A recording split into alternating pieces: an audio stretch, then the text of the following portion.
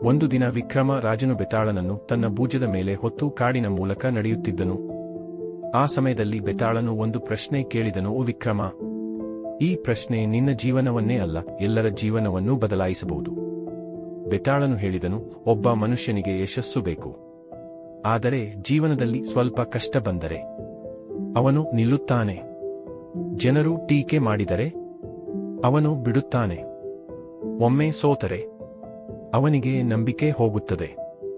ಸ್ವಲ್ಪ ನಗುತ್ತಾ ಬೆತಾಳನು ಮುಂದುವರಿಸಿದನು, ಆದರೆ ಇನ್ನೊಬ್ಬ ಮನುಷ್ಯನು ಇದ್ದಾನೆ. ರಸ್ತೆ ಕತ್ತಲಿದ್ದರೂ ಕೂಡ ನಡೆಯುತ್ತಾನೆ, ಜನರು ನಗಿದರೂ ನಡೆಯುತ್ತಾನೆ, ಯಶಸ್ಸು ದೂರದಲ್ಲಿದ್ದರೂ ಕೂಡ ನಿಲ್ಲುವುದಿಲ್ಲ. ಹೇಳು ವಿಕ್ರಮ, ಇವರಲ್ಲಿ ಗುರಿಯನ್ನು ಯಾರು ತಲುಪುತ್ತಾರೆ?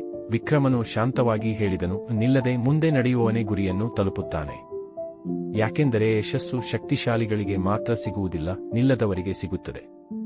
ಬೆತಾಳನು ನಗುತ್ತಾ ಹೇಳಿದನು, ಜೀವನದ ದೊಡ್ಡ ರಹಸ್ಯ ತುಂಬಾ ಸರಳ. ಮುಂದೆ ನಡೆಯುತ್ತಾ ಇರುವವರು ಒಂದು ದಿನ ಖಂಡಿತವಾಗಿ ಗೆಲ್ಲುತ್ತಾರೆ. ಆದ್ದರಿಂದ ಯಾವ ಗುರಿ ಇದ್ದರೂ ನಿಲ್ಲದೆ ಮುಂದೆ ನಡೆಯಿರಿ.